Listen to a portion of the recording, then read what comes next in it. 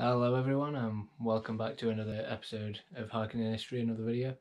Today we're going to be doing something a bit different, something very different we've never done before.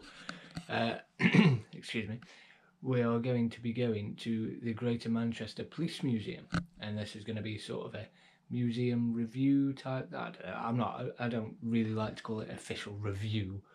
Basically, we're going to go there and check it out. I've never been before, and I'll give my thoughts on the end of the video and film some stuff, and yeah, just check it out because I thought that'd fit part of this channel with the sort of museums and stuff like that. I do obviously love going to museums and recommending places and seeing what kind of cool things are there. So that is what we're going to do today. So very different video, not actually hiking, but we are going to check out the history of the Greater Manchester Police Museum. So let's go.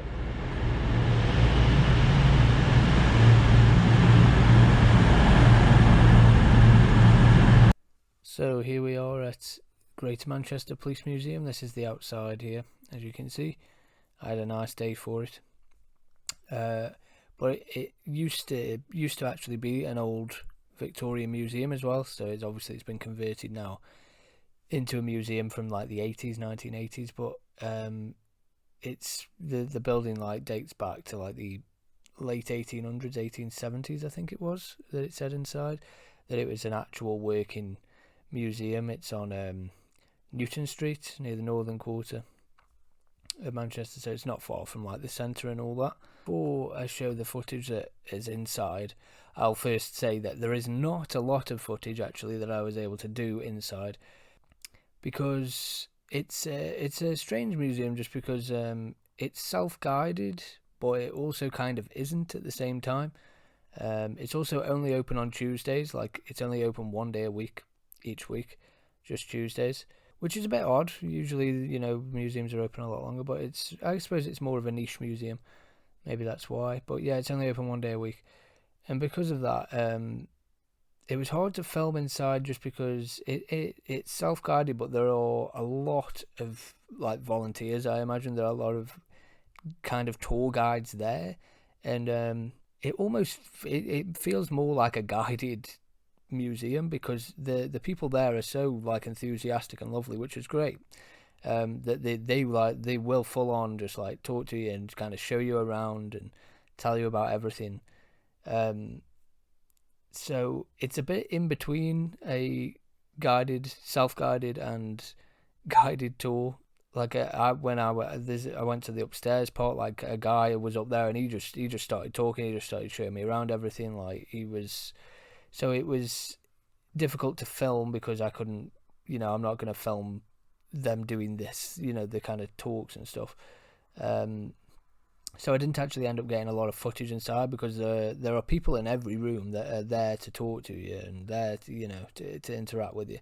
So yeah, that is the reason there's barely any footage. I just got some footage of some of the rooms, but I took some pictures and I'll just talk over them and show you what the museum's like.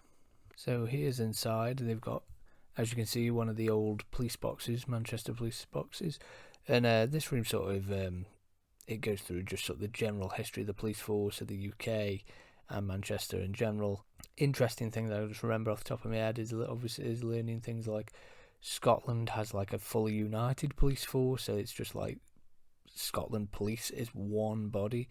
But in like England and Wales, it's all separated, so every county has different police, organisations, police boroughs, whatever you want to call them, that all sort of work separately.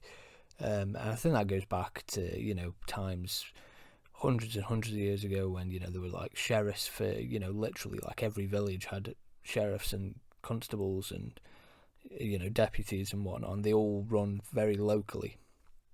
And obviously those are a lot bigger now, but it's still kind of branched out from that system, from that local system, but they're just bigger now. So I think, off the top of my head, I think it said there was something like 56 maybe, like different police forces around England.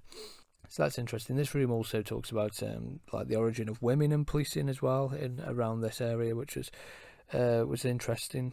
Like they got some cool artifacts from like some of the first women police officers in the area. There was in the Greater Manchester area. It was Clara Walkden of Oldham Borough Police, and she became the first known female officer that had like the powers to arrest, like because they had women working in the police as well before then. For quite a long time, it surprised me actually how long women have been working in the police in England. But they didn't have the powers to like arrest, or they were sort of there to specifically handle other women, if women were in distress or women's problems, stuff like that. There were women police officers, but they didn't have the full powers like the men did until this first lady, Clara Walkden of Oldham, and this was the 9th of May 1921 when she became the first female like full powered officer, which again that surprised me. Like 1921, that's a long time, over 100 years now. I thought it would have been a lot more recently. Obviously that's only the first one, but still that's quite a milestone. Very cool little artifact here. There's, as you can see, this truncheon, this police baton. This is one of the few remaining police batons and artifacts that come directly from the Peterloo massacre, which is obviously a big deal in Manchester's history. A terrible, disastrous massacre that happened. That truncheon you can see there is one of the very few remaining that's still around. So that was a very cool artifact that they have at this museum. I'll also just put some pictures up now. So I've got these, which I thought were very cool. There's tons of different, police officers' hats all through the ages of the Manchester Police Force, as you can see. And then there's this one, which was the peeler top hat, which is the very first modern policemen. They wore them sort of classic top hats. I thought that was a really cool thing that they had there. 1870 it says, and there were some great pictures in the museum as well of these. They used to call them peelers, which is really good. And this picture I had to take because I thought it was so interesting. It was like, believe it or not, that giant piece of metal there is a very early riot shield, which is just insane. So that's 1912. The Gladstone riot shield, it's called.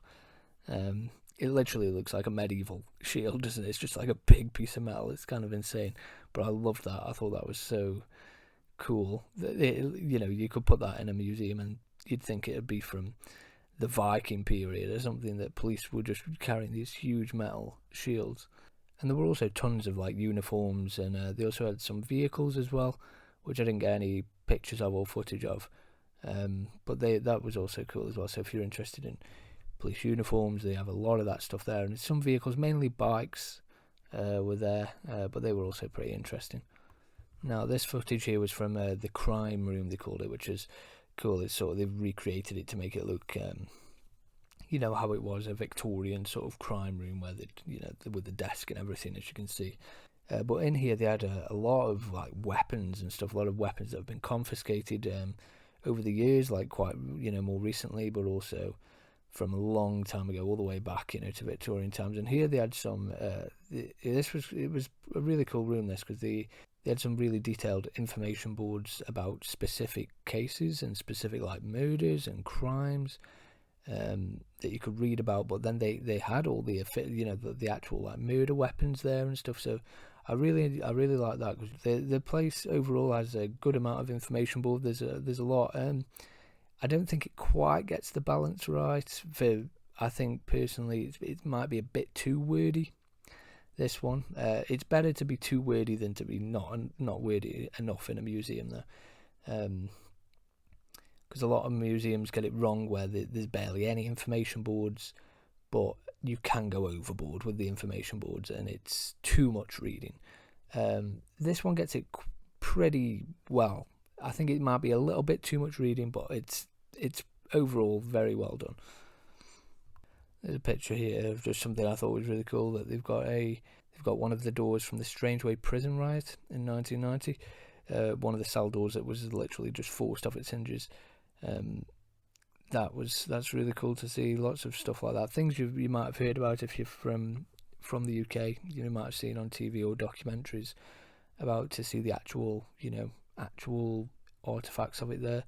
And there was here, I thought these were cool. There's some like Victorian picklocks. Just from being a fan of video games, they look too fake in a way. Like they look almost like movie props, but no, that was actually what they look like. So this bit is sort of just outside, and you go into the older part of the prison, which is basically all original and all untouched because the museum's obviously been converted. But then you go out and go through this other door, and this is where the cells are, and like the booking office, and you can go up to the courtroom from here as well. But like the booking office and the cells are practically exactly the same, other than like electric lighting is now in there, when obviously it used to be gaslit. But everything else, it is how it was. It's all original. Yeah, as you can see, they are untouched. They are original, and it's one probably the coolest bit about the museum was this bit, sort of going in there. And again, there's information in there, and sitting on the actual benches where so many people have sat. And there was this as well that I thought I'd take a picture of, which was an interesting thing. The Iron Child, it was called, this big metal, looks like a table leg, doesn't it?